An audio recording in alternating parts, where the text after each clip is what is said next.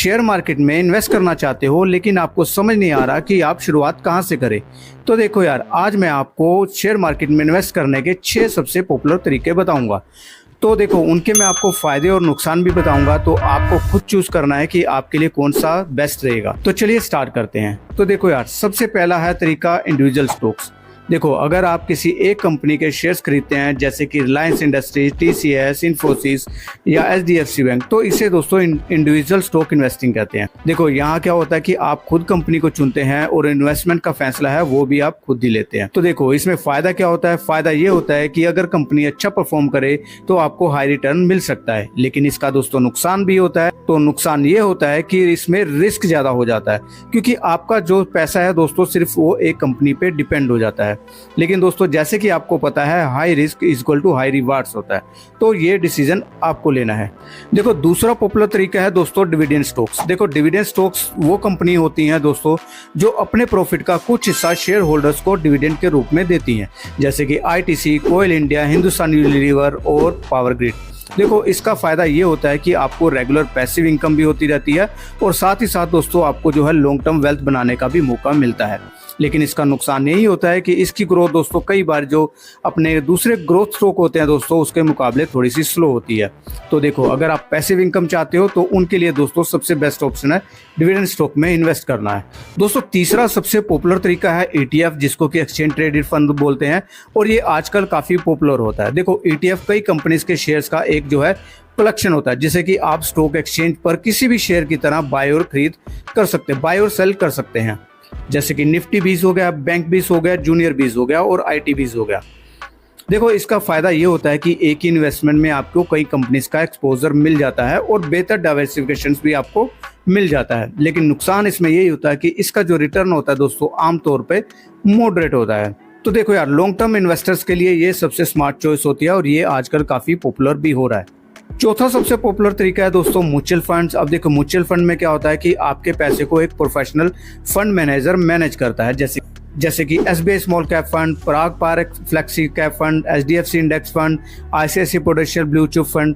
अब देखो यार, मैं आपको ये नहीं कह रहा हूँ कि आपको यही म्यूचुअल फंड होते हैं। देखिए, म्यूचुअल फंड बहुत सारे होते हैं, मैं आपको सिर्फ एग्जांपल के तौर पे बता रहा हूँ और ना ही मैं आपको इन्वेस्टमेंट के तौर पे आपको बता रहा हूँ कि ये म्यूचुअल फंड्स हैं, जस्ट मैं आपको एग्जांपल के तौर पे बता रहा हूँ। अब देखो यार, म्यूचुअल फंड में आपको इन्वेस्टमेंट करने का फायदा ये होता है कि आपको कोई भी रिसर्च नहीं करनी होती और आपका ये सारा काम जो होता है एक फंड मैनेजर करता है। लेकिन इसका नुकसान ये होता है कि कुछ फंड जो होते हैं दोस्तों, जो मैक्सिमम फंड है उनका कुछ एक्सपेंस रेशियो होता है या फिर मैनेजमेंट फी होती है, जो कि आप जब SIP करते हैं या इन्वेस्ट करते हैं तो उसके अंदर आपको चार्जेस देने पड़ते हैं।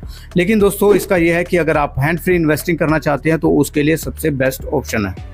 पांचवा तरीका है दोस्तों इंडेक्स फंड। देखो, इंडेक्स फंड क्या होता है? इंडेक्स फंड निफ्टी 50 या सेंसेक्स जैसे जो अपने मार्केट इंडेक्स होते हैं दोस्तों उनको फॉलो करता है, जैसे कि UTI Nifty 50 index fund, HDFC Nifty index fund और ICICI prudential Nifty fund index fund, और भी दोस्तों काफ़ी इंडेक्स फंड्स होते हैं, जैसे मैंने एग्जाम्पल के तौर पर नाम बताए हैं।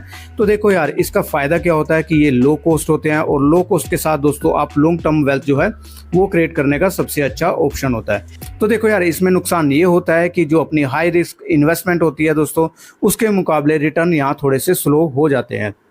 तो अगर आप दोस्तों बिगिनर हैं उनके लिए सबसे बेस्ट ऑप्शन है कि आप या फिर इंडेक्स फंड में जा सकते हैं या फिर आप ETF के थ्रू भी कर सकते हैं, अगर आप इक्विटी में ट्रेड करना चाहते हैं या फिर इन्वेस्ट करना चाहते हैं। देखो यार, छठा और आखिरी जो है वो है डेट फंड। अब देखो यार, डेट फंड जो होते हैं वो ऐसे म्यूचुअल फंड होते हैं जो कि गवर्नमेंट बॉन्ड्स, ट्रेजरी बिल्स और कॉर्पोरेट बॉन्ड जैसे जो फिक्स्ड इनकम जो इंस्ट्रूमेंट होते हैं दोस्तों उनमें इन्वेस्टमेंट करते हैं, जैसे कि SBI short duration fund, HDFC corporate bond fund और निप्पॉन इंडिया लिक्विड फंड।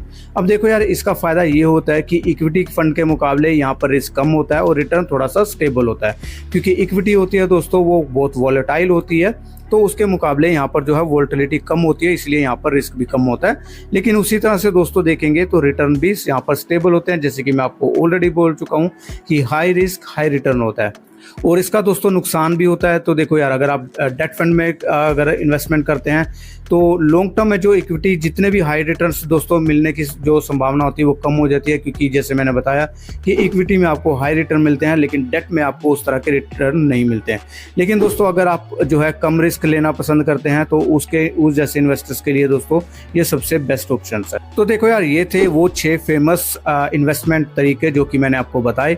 देखो यार, अब हर किसी का मैंने आपको फायदा और नुकसान भी बता दिया है। अब आपके ऊपर रिस्क एपेटाइट के ऊपर वो डिपेंड करता है कि आप किस तरह के रिस्क एपेटाइट ले सकते हैं, किस तरह की आपकी है जो है पैसा जो है आप इन्वेस्टमेंट कर सकते हैं।